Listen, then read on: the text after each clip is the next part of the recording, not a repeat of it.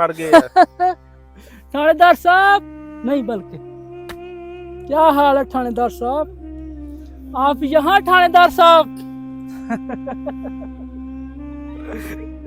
इधर आपका तो बहुत बड़ा मकाम था थानेदार साहब।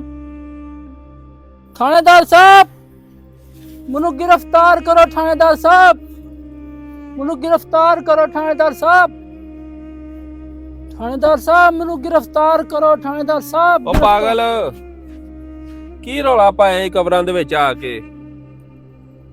और थानेदार नहीं सी आहो और जिन्हें मेरी जिंदगी खराब कर दी है, मैं बेगुनाह सा, मेरे तो 19 पर्चे कट्टे सन, मेरी जिंदगी खराब होने कर दी है। ओ मेरी गाल सुन, तू सारी उम्र पागल ही रहना है, पागलां वाले काम करना वे।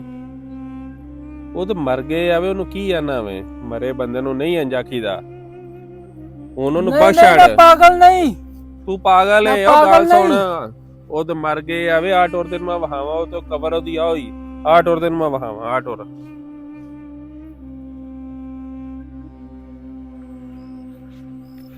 ਪਾਗਲ ਆਈ ਥਾਣੇਦਾਰ ਦੀ ਕਬਰ, ਪਾਗਲ ਆ ਵੇ, ਤੂੰ ਵਾਕਈ ਪਾਗਲ ਹੋ ਗਿਆ, ਹੁਣ ਤਾਂ 10 ਸਾਲ ਹੋ ਗਏ ਮਰ ਗਏ। थानेदार साहब नहीं बल्कि क्या हाल है थानेदार साहब, आप यहाँ थानेदार साहब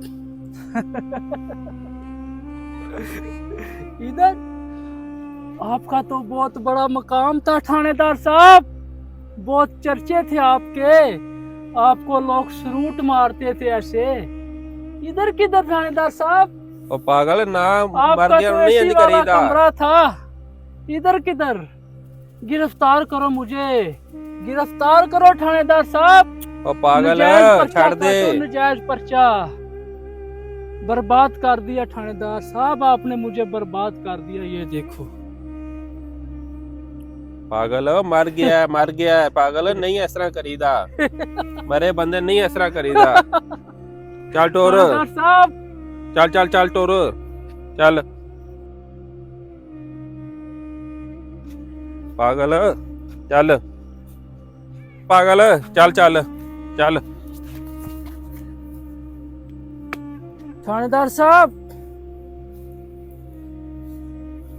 थानेदारा मैं पागल जरूर हाँ पर दुनिया वास्ते। ज्यादती ते तू मेरे नाल बड़ी कीती है, तेरी वजह तो मेरा हाल होया है, पर कोई गल नहीं, मैं तेनू अल्लाह वास्ते माफ कीता, तेनू बख्श दिता थानेदारा, अल्लाह तेरा जनता च घर करे, मैं तेनू माफ कीता, अल्लाह तेरी बख्शिश फरमाए सारे गुनाह माफ करके। ठीक है थानेदार साहब,